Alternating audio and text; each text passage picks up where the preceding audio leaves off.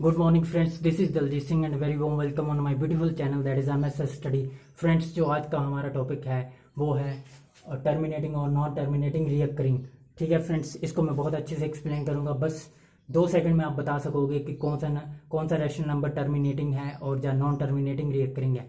ठीक है, तो फ्रेंड्स, टर्मिनेटिंग को हिंदी में शांत भी कहा जाता है और नॉन टर्मिनेटिंग रीअकरिंग को अशांत, या फिर इसका दूसरा नाम अनबसानी आवर्ती है या तीसरा नाम अनबसानी पुनरावृत्ति है। फ्रेंड्स, कोई भी रैशनल नंबर हमारे पास होता है यानी कि जिसको परिमेय संख्या कहते हैं, वो हमेशा बटा की फॉर्म में होता है, जैसे पी बटा क्यू की फॉर्म में। तो इसमें क्यू की वैल्यू जीरो, इसके लिए कंडीशन है कि क्यू की वैल्यू जीरो के इक्वल नहीं होनी चाहिए, यानी कि डिनोमिनेटर में जीरो नहीं आना चाहिए। तो ये बटा में है, डिनोमिनेटर में जीरो नहीं है, तो इसका मतलब ये भी परिमेय संख्या। 1/4 ये भी बटा में है, डिनोमिनेटर में जीरो नहीं है, तो ये भी एक परिमेय संख्या है। ठीक है, रैशनल नंबर 1/0, देखो डिनोमिनेटर में जीरो आ रहा है, इसका मतलब ये रैशनल नंबर नहीं है। ठीक है, 0/1 ये जीरो आ रहा, ऊपर आ रहा, बट नीचे तो डिनोमिनेटर में तो जीरो नहीं ना आ रहा, इसका मतलब ये भी रैशनल नंबर रहेगा, बटा में है। ठीक है, तो ऐसे ही अगर किसी रैशनल नंबर को हम उसका डेसिमल एक्सपेंशन करते हैं, यानी कि दशमलव प्रसार करते हैं, तो हमें दो तरह के रिजल्ट प्राप्त होते हैं। एक टर्मिनेटिंग, जिसको कि हिंदी में शांत कहा जाता है, एक नॉन टर्मिनेटिंग रीअकरिंग, जिसको कि हिंदी में अशांत अनबसानी आवर्ती या अनबसानी पुनरावृत्ति कहते हैं। ठीक है फ्रेंड्स, तो जैसे हम एग्जांपल लेके उसको समझने की कोशिश करते हैं। जैसे 1/4 को जब हमने डिवाइड करा, तो जो हमें लॉन्ग डिवीजन से हमें पता चला, भाग करने से, लंबी विभाजन करने से हमें पता चला कि जो इसका रिजल्ट आ रहा है, जो इसका क्वोशंट आ रहा है, वो 0.25 आ रहा है, यानी कि ये एक रुकी हुई वैल्यू आ रहा है, बट और इसका जो शेषफल है वो जीरो आ रहा है। ठीक है, तो कहने का मतलब जब भी हमारा शेषफल जीरो आ रहा है तो ये रुकी हुई वैल्यू हमें मिल रही है। ठीक है, ऐसे ही दूसरे नंबर को हम देखते हैं 2/3। जब हम इसको डिवाइड करेंगे तो जो हमें रिजल्ट मिलेगा वो हमें 0.66666 ऐसे ही चलता जा रहा है आगे तक। ठीक है, ये रुक नहीं रहा है, इस जो हमारा भागफल है, जो हमारा क्वोशंट है, वो रुक नहीं रहा, इसकी वैल्यू आगे तक चलती जा रही है। बट शेषफल की जो वैल्यू है वो जीरो आ रही है हमेशा। शेषफल की वैल्यू शेषफल की वैल्यू जीरो के बराबर नहीं आ रही, उसकी वैल्यू कुछ ना कुछ आ रही है, ये जीरो कभी नहीं हो रहा। तो हम समझ सकते हैं कि ऐसा नंबर जिसका शेषफल जीरो के बराबर नहीं है, जहाँ भागफल की वैल्यू रुक नहीं रही, तो ऐसे नंबर को हम नॉन टर्मिनेटिंग रीअकरिंग कह सकते हैं। और इसी तरीके से ऐसा नंबर जिसका भागफल की वैल्यू रुक रही है और शेषफल की वैल्यू जीरो आ रही है, तो उसको हम टर्मिनेटिंग यानी कि शांत कह सकते हैं। ठीक है, कंडीशन तो ये तो हमें पता लग रहा है जब हम इसको डिवाइड कर रहे हैं। अगर हमें विदाउट डिवीजन, विदाउट डिवाइड करे बताना हो तो कैसे हम बता सकते हैं। तो फ्रेंड्स, इस वीडियो को शुरू से लेकर लास्ट तक देखें, सिर्फ 2 सेकंड में आप बता दोगे कि कौन सा नंबर शांत है या कौन सा नंबर अशांत है। इंग्लिश में कहें कौन सा नंबर टर्मिनेटिंग है या नॉन टर्मिनेटिंग रीअकरिंग है, सिर्फ 2 सेकंड में आप बता सकते हो। वीडियो को लेकर शुरू से लेकर लास्ट तक देखें। तो फ्रेंड्स, मैं शुरू करता हूँ, बताता हूँ आपको अच्छे से। तो ये करने के लिए हमें कुछ एग्जाम्पल लेनी पड़ेगी, उनको उनको अच्छे से एनालाइज करना पड़ेगा। तो फ्रेंड्स, ऐसे ही कुछ एग्जाम्पल लेते हैं। तो दोस्तों, ये है कुछ रैशनल नंबर। ठीक है, रैशनल नंबर हमारे पास ये है, इनकी कुछ एग्जाम्पल लिख के देखते हैं और इनको एनालाइज करके देखते हैं। फ्रेंड्स, जो 15/2 है, ये देखो ये टर्मिनेट हो रहा है। जब हम इसको डिवाइड कर रहे हैं, दशमलव प्रसार कर रहे हैं, तो ये टर्मिनेट हो रहा है। ठीक है, 17/8 ये भी टर्मिनेट हो रहा है। 11/20 ये भी टर्मिनेट हो रहा है, पर 11/60 टर्मिनेट नहीं हो रहा। 2/11 भी टर्मिनेट नहीं हो रहा। 13/22 भी टर्मिनेट नहीं हो रहा। तो फ्रेंड्स, अगर हम इनको ध्यान से देखें तो इनको समझते हैं। ये देखो, ये जो इस परिमेय नंबर का, ये जो परिमेय संख्या है, इसका जो डिनोमिनेटर है वो 2 है। ठीक है, 2 है डिनोमिनेटर।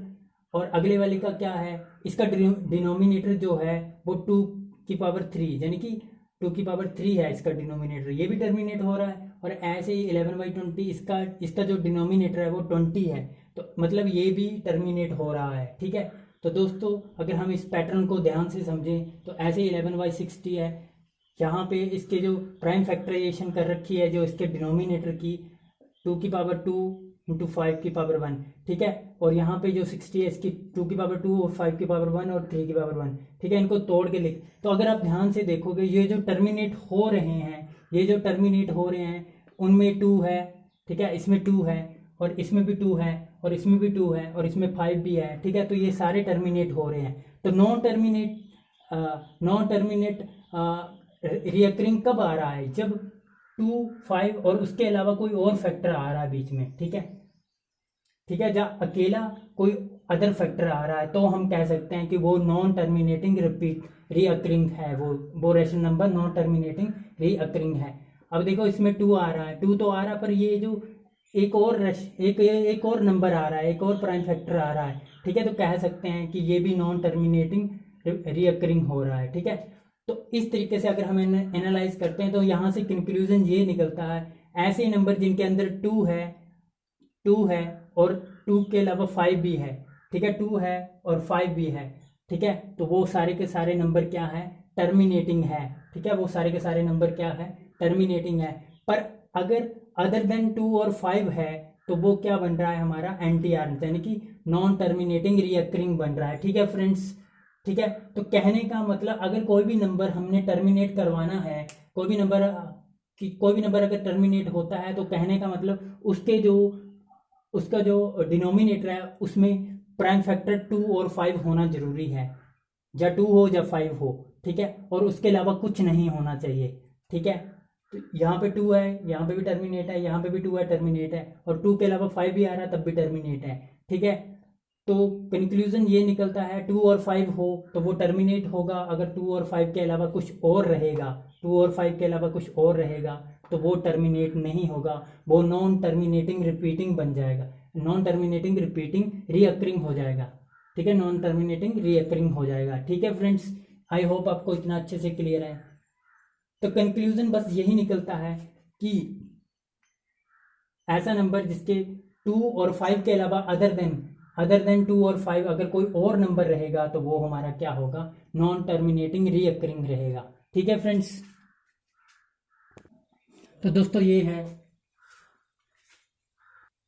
कंक्लूजन, ये रहा हमारा। देखो दोस्तों, अगर शांत है तो टर्मिनेटिंग है, इसका मतलब वो डिनोमिनेटर की प्राइम फैक्टराइजेशन किस शक्ल की होनी चाहिए, वो जो डिनोमिनेटर की प्राइम फैक्टराइजेशन करने के बाद उसकी शक्ल कुछ ऐसी बननी चाहिए, जो डिनोमिनेटर में ऐसा कुछ बनना चाहिए, तब हम कह सकते हैं कि वो, ये जनरलाइज फॉर्म में लिख दिया ना, तब हम कह सकते हैं कि वो टर्मिनेटिंग है। और m और n जो है यहाँ पे एक कोई पॉजिटिव इंटीजर है, ठीक है, तो इस तरीके का होना चाहिए, तब हम कह सकते हैं कि वो टर्मिनेटिंग है। देखो एग्जांपल के साथ, जैसे 2 की पावर 5 और 5 की पावर 6 डिनोमिनेटर में है, तो इसका मतलब क्या कह सकते हैं, ये साथ ही रहेगा ना, क्योंकि साथ यानी कि टर्मिनेटिंग।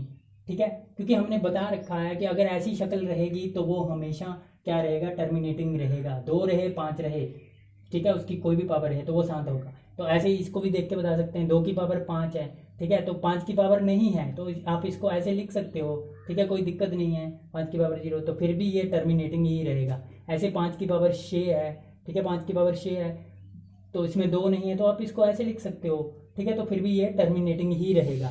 ठीक है फ्रेंड्स, तो ये टर्मिनेटिंग ही रहेगा। ऐसे ही हम बात करते हैं कि अगर डिनोमिनेटर में कुछ ऐसी शक्ल बनेगी, ठीक है, डिनोमिनेटर में कुछ ऐसी शक्ल बनेगी, is in the form of this, ठीक है, denominator is in the form of this, क्योंकि 2 और 5 के अलावा कोई और भी फैक्टर हो, 2 और 5 के अलावा कोई और भी फैक्टर हो तो हम कह सकते हैं वो क्या है, हमारा नॉन टर्मिनेटिंग रीअकरिंग है। ठीक है, तो ठीक है फ्रेंड्स, तो जैसे कि ये एग्जांपल ले रहा हूं, और जो यहाँ पे k की वैल्यू रहेगी वो अदर देन 2 और 5, 2 और 5 के अलावा कुछ भी तीसरा फैक्टर हो सकता है। ठीक है, 2 और 5 के अलावा कोई भी तीसरा फैक्टर रहेगा तो हम कहेंगे वो क्या है, वो हमारा नॉन टर्मिनेटिंग रीअकरिंग है। जैसे कि एग्जांपल के साथ हम कह सकते हैं कि ये 2 की पावर 5 है, 5 की पावर 6 भी है, जहाँ तक तो टर्मिनेटिंग था, बट ये 3 की पावर 2 आ गया तो इसका मतलब ये नॉन टर्मिनेटिंग रीअकरिंग हो गया। तो ऐसे ही 2 की पावर 5 ठीक था, पर 7 की पावर 9 आ गया, इसका मतलब ये भी नॉन टर्मिनेटिंग रीअकरिंग हो गया। ठीक है, ये भी नॉन टर्मिनेटिंग रीअकरिंग हो गया, और ये भी देखो 2 की पावर 5 है और 11 की पावर नहीं चाहिए था ना हमें, ये भी आ गया, तो इसका मतलब ये भी नॉन टर्मिनेटिंग रीअकरिंग हो गया। देखो फ्रेंड्स, 2 सेकंड में आप बता सकते हो देखते ही। ठीक है फ्रेंड्स, तो ये हमारा टर्मिनेटिंग और नॉन टर्मिनेटिंग का हो गया कॉन्सेप्ट। तो एक चीज और थी इसमें, तो इसमें अगर एक चीज और है, ये नोट बना के लिख सकते हो। देखो जैसे 6/15 है, तो इसमें क्या है हम बोल सकते हैं, तो आप सीधा यहाँ पे प्राइम फैक्टराइजेशन करना शुरू कर दोगे, ऐसे 3 बजे 15, तो आप बोलोगे जी ये हमारा नॉन टर्मिनेटिंग रीअकरिंग है। ठीक है, तो बट एक्चुअल में ये नॉन टर्मिनेटिंग रीअकरिंग नहीं है। आप यहाँ पे 3 को देख के बोल रहे हो, बट फ्रेंड्स ये बात याद रखना, जब भी आप कोई डिक्लेरेशन दोगे तो उससे पहले कोई चीज़ अगर कटती है तो उसको काटना है आपने, ठीक है। इसको क्लियर कर लो अच्छे से।